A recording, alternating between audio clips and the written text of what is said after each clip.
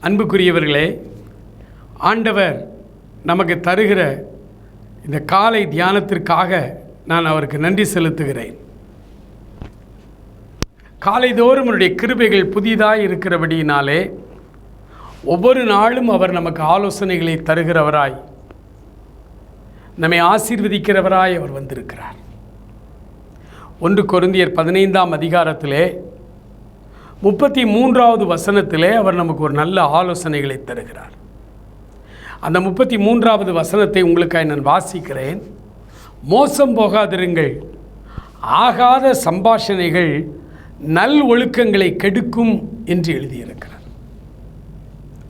ஆண்டவருடைய பிள்ளைகளாகிய நீங்களும் நானும் இந்த உலகத்தில் தான் நம்ம வாழ்ந்து கொண்டிருக்கிறோம்.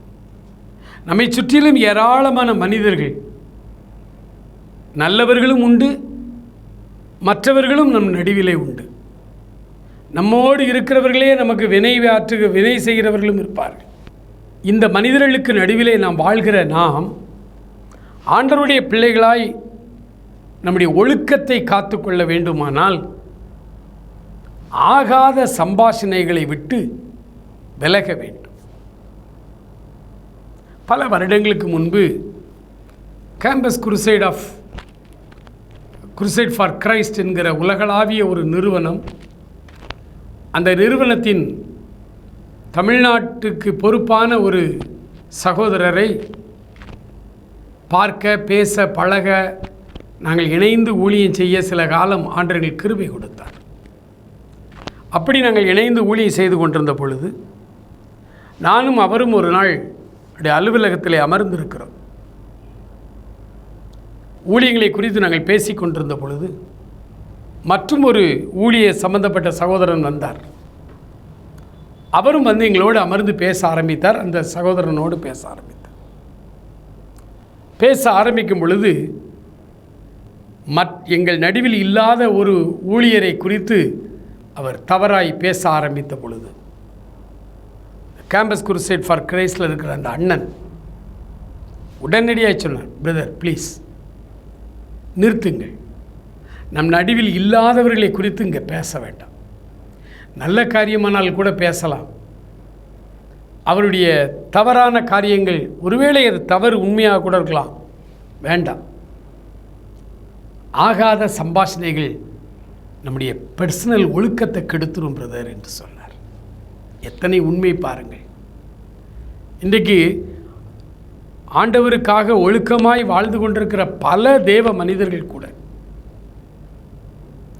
தனிமையிலே அவர்களுக்கு வேண்டிய சிலரோடு பேசும் பொழுது அடுத்தவர்களை குறித்து ஆகாத சம்பாஷணைகள், ஒவ்வொரு காரியத்தை குறித்து எல்லாமே எனக்கு தெரியுங்கிற ரீதியில் மற்றவர்களை குறித்து ஆகாத சம்பாஷணை, நமக்கு தேவையில்லாத காரியங்கள், அதை பேசுவதனால மிகப்பெரிய ஒரு கெடுதி நமக்குள்ளே உண்டாகும். நல்லொழுக்கங்கள் கெட்டுப்போகிறது, நல்லொழுக்கம் கெட்டுப்போகிறது. ஆகவே தான் பவுல் சொல்லுகிறார், மோசம் போகாதிருங்கள். மோசம் போகாதிருங்கள்னா என்ன? நம்மை அறியாமலேயே நம்ம தப்பு பண்ணிடுறோம். நம்மை அறியாமலேயே நாம் நல்லொழுக்கத்தை விட்டு விடுகிறோம். 1 யோவான் 1ஆம் அதிகாரம் 3வது வசனத்திலிருந்து சில வசனங்களை வாசித்து பாருங்கள். யோவான் அங்கே சொல்லுகிறார், எங்களுடைய ஐக்கியம் யாரோடு இருக்கிறது?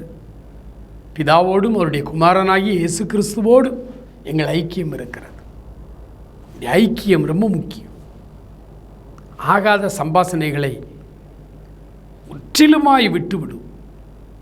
இந்த நாள் முழுவதும் ஆண்டவர் நம்முடைய நல்லொழுக்கத்தை பாதுகாப்பார்.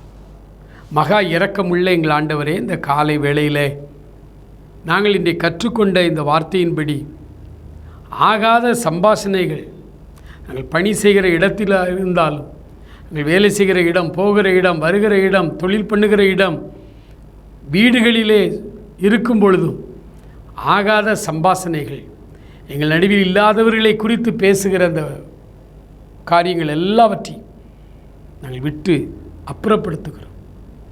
எங்களுடைய ஐக்கியம் உம்மோடும் உடைய வசனத்தோடும் இருக்கட்டும். ஆசீர்வதிங்கப்பா. பிள்ளைகளை இந்த நாள் முழுவதும் நல்லொழுக்கம் கெட்டு போகாமல் பாதுகாத்தரலும். ஆசீர்வதியும். இயேசுவின் நாமத்தில் ஜெபிக்கிறோம் பிதாவே, ஆமேன். ஆமேன்.